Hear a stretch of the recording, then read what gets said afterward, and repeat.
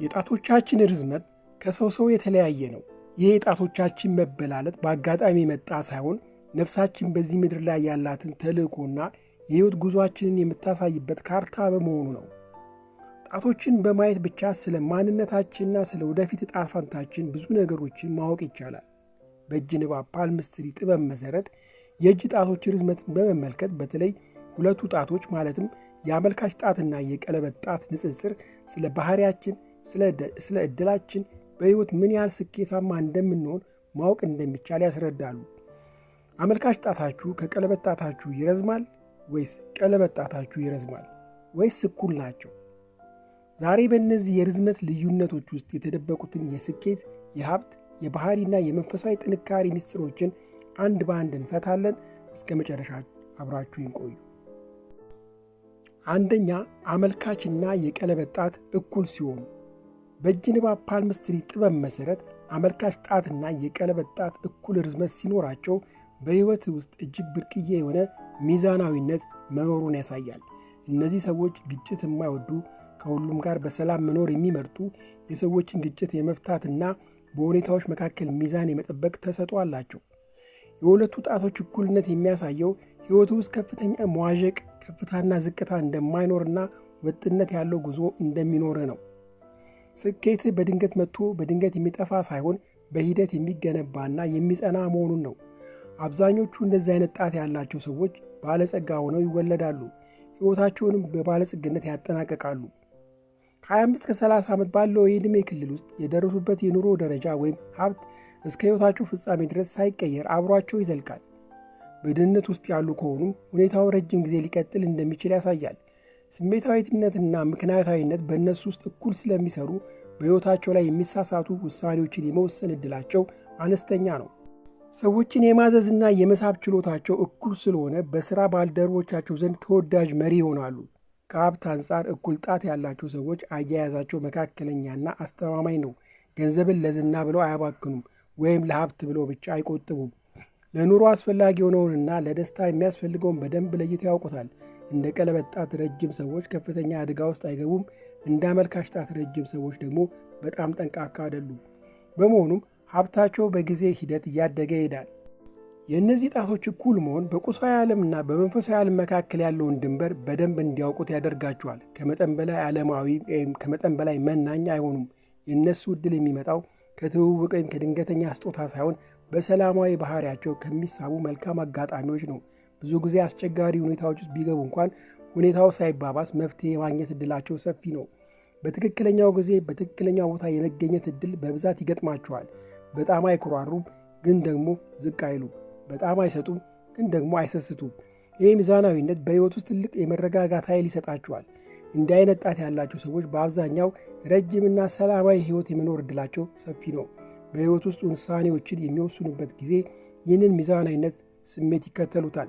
ለምሳሌ በአንድ ነገር ላይ ከመጠን በላይ ከመጓተት ይልቅ ይሁን ብለው የመቀበል ዝንባሌ አላቸው። አብዛኛውን ጊዜ ስሜታቸውን አፍነው ይይዛሉ። አንዴ ከተቆጡ ግን ቁጣቸው እጅግ አስፈሪና ሊቆጣጠሩት የማይችሉ ሊሆን ይችላል። ሁለተኛ፣ የቀለበት ጣታቸው ረጅም የሆኑ ሰዎች። የቀለበት ጣት ከአመልካች ጣት የሚረዝም ከሆነ ይሄ በጣም ብርቅዬ የሚባል ነው። በሴቶች ከ10 ሴቶች አንድ ሴት ላይ፣ በወንዶች ደግሞ ከ5ቱ አንድ ወንድ ላይ ብቻ የሚታይ ልዩ ምልክት ነው።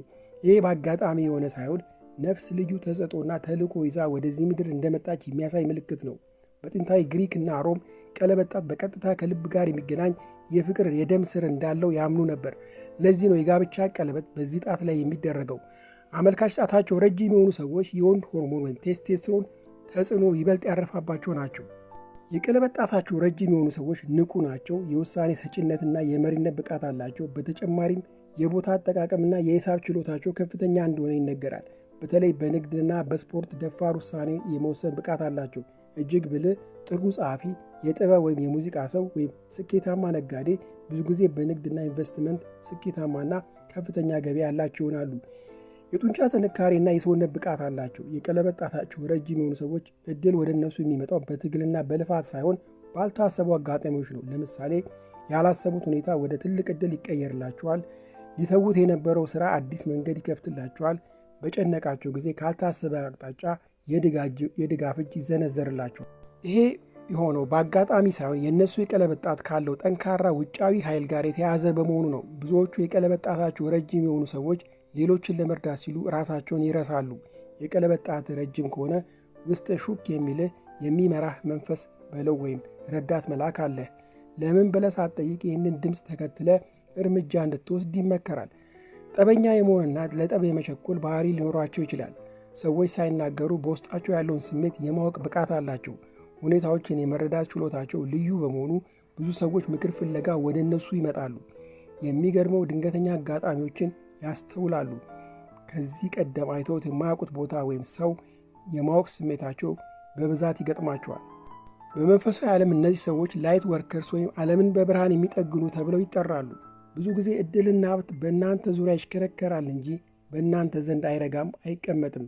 ዕድል ወደ እናንተ ቀርቦ ብዙ ጊዜ ያልፋችኋል። ይህ የሆነው ለራሳችሁ ቅድሚያ ስለማሰጡ ነው። እነዚህ ሰዎች ለራሳችሁ ቅድሚያ እንዲሰጡ ይመከራሉ። ይህ ማለት ራስ ወዳድ መሆን ማለት አይደለም። ለሌሎች የኖሩትን ያህል ለራሳቸው መኖርን መጀመርና የማይማቻቸውን ጥያቄ አይሆንም ማለት መጀመር አለባቸው። ሶስተኛ፣ አመልካች ጣት ከቀለበት ጣት ሲረዝም።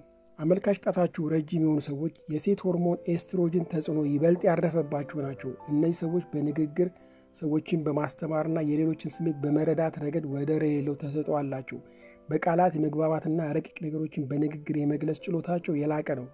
እነዚህ ሰዎች ምንም እንኳን ዝቅተኛ ከሆነ የኑሮ ደረጃ ቢነሱም በሂደት ደረጃ በደረጃ እያደጉ ይሄዳሉ። በሕይወታቸው መጨረሻ ላይ እጅግ የተሳካላቸውና ባለሀብት የመሆን ዕድላቸው ሰፊ ነው። እጅግ አዋቂ ቢሆኑ፣ ገንዘብ ቢኖራቸውና ከፍተኛ የትምህርት ደረጃ ላይ ሊደርሱ ቢችሉም ነገር ግን የሚፈለገውን ታዋቂነት ወይም ማዕረግ ለማግኘት ለምሳሌ ትልቅ የመንግሥት ባለሥልጣን መሆን ላያገኙና ሊቸገሩ ይችላሉ።